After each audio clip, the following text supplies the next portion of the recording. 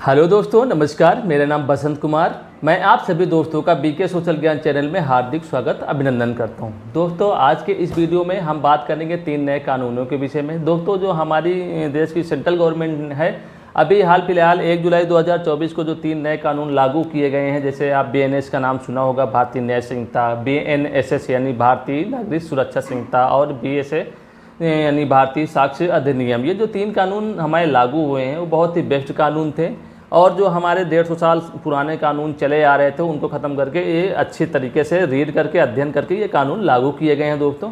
लेकिन दोस्तों, कोई भी चीज़ जो सुधार की प्रक्रिया तो लगातार चलती रहती है दोस्तों।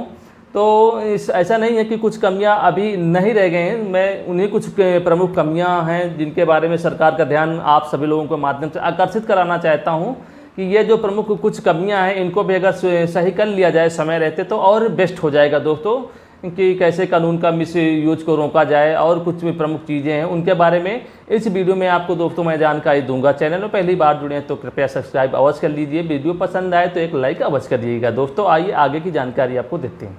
दोस्तों, अगर हम कमियों की बात करते हैं, अब आप इसको बिल्कुल अन्यथा ना ले लीजिएगा कि आप निगेटिव माइंडसेट रखते हैं कि हर चीज़ में कमी निकालते हैं। तो दोस्तों, ऐसा नहीं है। मैं कुछ प्रमुख कमियों की ओर ध्यान आकर्षित कराना चाहता हूँ। जैसे मान लिया, झूठ बोलने को इस कानून के तहत अपराध घोषित नहीं किया गया है, जबकि होना यह चाहिए था। झूठ बोलने पे भी इसको जो है गंभीर अपराध की श्रेणी में रखा जाना चाहिए था। जैसे मान लिया आप झूठा हलफनामा देते हैं तो उसमें भी कुछ प्रावधान होना चाहिए था कि आपको इसके भी गंभीर परिणाम भुगतने पड़ेंगे अगर आप झूठा हलफनामा देंगे या झूठी गवाही देंगे दोस्तों, या आप झूठी शिकायत करेंगे। दोस्तों, होता यह है कि जब झूठी गवाही झूठी शिकायत आप करते हैं तो उसका तत्कालिक प्रभाव पड़ जाता है दोस्तों, और बाद में पता लगता है कि नहीं ये सब कुछ झूठ था, निराधार था। तो फिर क्या होता है, कोई फ्रूट्स में कुछ नहीं होता दोस्तों। तो आप बड़े आराम से बच जाते हैं।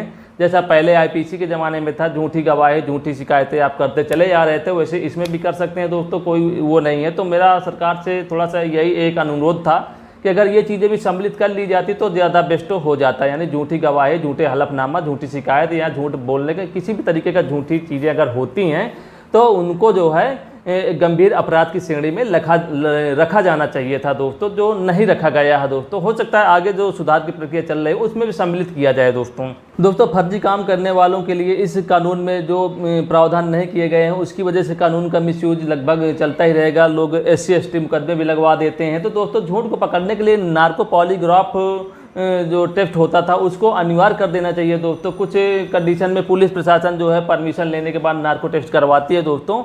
तो उन चीज़ों को चलिए ठीक है, मान्यता तो मिल गई है नार्को टेस्ट की, लेकिन इसको बतौर एविडेंस भी जो है देना चाहिए थे छूट की। आप बतौर एविडेंस इसको रख सकते हैं, जो कि अभी तक नहीं किया गया है इस कानून के तहत। तो नार्को टेस्ट भी होना चाहिए। इससे झूठ जो है बड़ी आसानी से पकड़ में आ जाता है दोस्तों। तो मेरा सरकार से एक जो है अनुरोध भी रहेगा कि आप इस नार्को पॉलीग्राफ ब्रेन मैपिंग को भी जो है अनिवार्य रूप से इस BNS के तहत जोड़िए दोस्तों, जिससे कि लोगों को जो है जल्द से जल्द न्याय प्राप्त हो सके। और लगभग 50% मुकदमे तो इसी से निपट जाया करेंगे दोस्तों। क्योंकि अमूमन देखा गया कि जो रोहिंग्या होते हैं, जो घुसपैठिए होते हैं, वो करते क्या है कि वो फर्जी आधार कार्ड बनवा लेंगे, राशन कार्ड फर्जी बनवा लेंगे, ड्राइविंग लाइसेंस फर्जी बनवा लेंगे, बहुत सारे डॉक्यूमेंट वो फर्जी बनवा लेते हैं। होता क्या है, फर्जी बनवा के अपना आराम से रहने लग जाते हैं, क्योंकि उनको किसी प्रकार का कोई डर ही नहीं है दोस्तों। अब जब किसी के अंदर कोई डर नहीं है तो उसको क्या चिंता है, कोई चिंता नहीं है। अगर ये जो फर्जी वाड़ा है इसके संबंध में कानून, इसमें कोई आर्टिकल, कोई धारा, कोई अध्याय जोड़ दिया जाता कि अगर ऐसा कोई व्यक्ति करेगा और वो पाया गया तो समझ लो उसके खिलाफ जो सख्त से सख्त एक्शन होगा। यानी कम से कम 10 साल 20 साल की उसको कारावास होगी या आजीवन कारावास होगी, या उसकी संपत्ति जब्त कर ली जाएगी अगर ये गलत काम करते कोई पाया गया। अब यहाँ पे कोई डर वाली बातें नहीं, क्योंकि कानून में कोई प्रावधान नहीं है। तो आदमी खुल्लम खुल्ला फिर भी नंबर 2 का काम करता रहेगा। फर्जी आधार कार्ड जो घुसपैठिए हैं वो बनवाते रहेंगे और अनावश्यक रूप से लाभ लेते रहेंगे दोस्तों।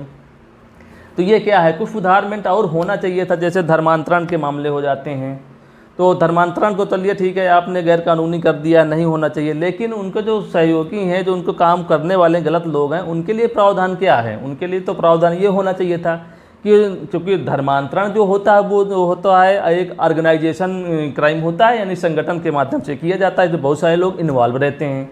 तो जो धर्मांतरण जैसे केसों में संलिप्त पाए जाएं और उनके जो सहयोगी हों, होना ये चाहिए कि उनकी सारी संपत्ति 100% जब्त होनी चाहिए और 10-20 साल की सज़ा का प्रावधान कर देना चाहिए था। तो ये जो मामले थे स्वतः समाप्त हो जाते।